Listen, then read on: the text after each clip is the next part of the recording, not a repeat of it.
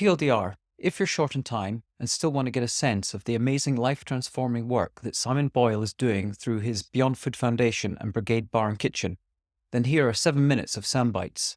As usual, if you do have time, you're on a run, a cycle and a drive, do listen to the full version. Simon's story is full of purpose, tenacity and persistence as he's transforming the lives of so many people and reknitting the fabric of their lives. Now, over to Simon.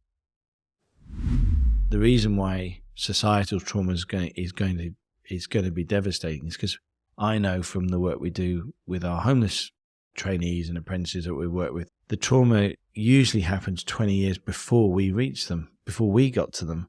So you're almost at a point of you can't help them because they've gone through so much challenge, so much trauma, so much exclusion that actually it's really difficult to help them. And we do help them, but it's really hard work. Now, I'm not sure everyone's got the same passion to keep going as I've got and the relentlessness that it takes. But when I look at kids now and the pupil referral units that we're working with, you can see if I had just helped some of those people 20 years prior to it, it might have been a different thing. But what happens if we don't do this now? Like all those kids all around the world that didn't get the right education during the pandemic. You know, I've seen behavior in kids is very different now than what it used to be. They're much more immature since the pandemic. They don't have the same social skills. And in year 7s and 8s and 9s, you can see that they have lacked the social development skills that they would have got if the pandemic hadn't happened. So my fear is, well, what happens to them in 3 or 4 years' time? So effectively, FreshLife is a 3-week process.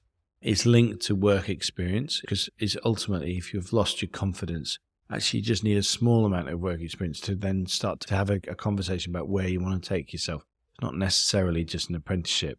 Anyway, the first week of FreshLife is really about trying to get people to understand that they are the priority.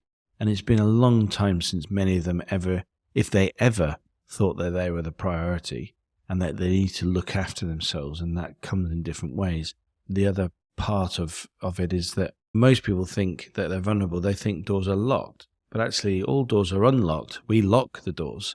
And so we developed this thing called the keys to the unlocked doors, which are 10 things that we know that if people want to change their lives, move forward in their lives from being vulnerable to being happy, that's really ultimate, that if they adopt these keys or some of them, that they will be successful. One of them is called necessary separation, and that's where you identify the thing that is going to stop you, or the person or the place or the substance that will stop you moving forward. And by identifying it and then kind of committing to change it or take it out or lose it in your life for a period of time, you'll be able to take that step forward. And they're quite significant. So that's the first week. We feed them every day, good, healthy food. It's very practical, so they do lots of cooking, not as a skill to move into hospitality, but just as a life skill. And we embed all sorts of things. So obviously working within a team, starting to get passionate about something. The second week is more about that next stage. So it's one thing to want to move forward, but how do you move forward? So that idea of, well, what do I need to be able to move forward? Identifying some of the things that you're going to require. But first, on the first day, we work on, well, do you want to? I mean, it's a conscious decision. Do you want to change your life? Is it something that you really want? If you do, let's identify how you're going to do it. One of the lovely exercises we do is we ask them to write a postcard that they will receive in 6 months' time. And they have to write it. What would you like it to say? It's just setting out gentle ambition. And it's really hard, to write yourself some future ambition. And so that's the second week, and it's, we call it how to get a job and keep it, because it could just be like moving forward and, but how do you maintain it? And so we teach that in the second week. The third week is more about, okay, now you've decided you want to move forward. You've identified some of the things that you're going to require. Some of the support and progressions team at Beyond Food starts to even work on some of the things like debt, finance, health issues, confidence issues, learning things that they might need to kind of be brushing up on. But the third week is really about gaining confidence to go into the workplace, because the workplace is not the ultimate answer, but it does solve start solving some issues, some certainly financial issues. And so we then expose them to things which are really awesome, inspirational. They hear lots of people coming in and talking to them about how they've changed their lives. And we're gearing them up ready for that work experience in Brigade. It's a safe place. They come in, no matter who they are, what their background is, whether they're previously an accountant that's got a drink problem or a war veteran who's, has got completely lost after, leaving the armed services, or someone that's come out of prison.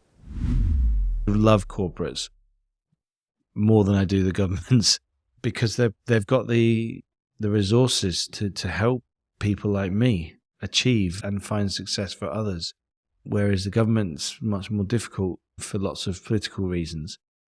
The people I meet in, whether it's tech or hospitality or whatever, they want to make a difference. They just don't always know how, and I can provide the how. So, and normally, if you can find the right leaders in those businesses, they also want to make a difference that's broader than just to the shareholders. So that's kind of fun. So, let's continue doing that. Yeah. So I think one is abolish lip service to social impact. It's not just about your brand ticking a box. If you want to make a difference, make it for all the right reasons. Use your expertise within your organization to make a difference. And that difference might be to support someone like me, because together we could do something quite amazing. And there's lots of people like me in the world.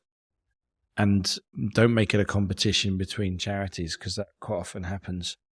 Find a charity or an organization that you really believe in, or a cause, and really, really get behind it and really utilize your resources to kind of drive it and make a difference for it. Because it's hard work and it's quite a lonely existence, kind of wanting to make that change. And if you're constrained by money or expertise or technology or something, it's quite hard. But actually, when you get a company that really gets it, it's such a powerful, motivating thing to do for everybody.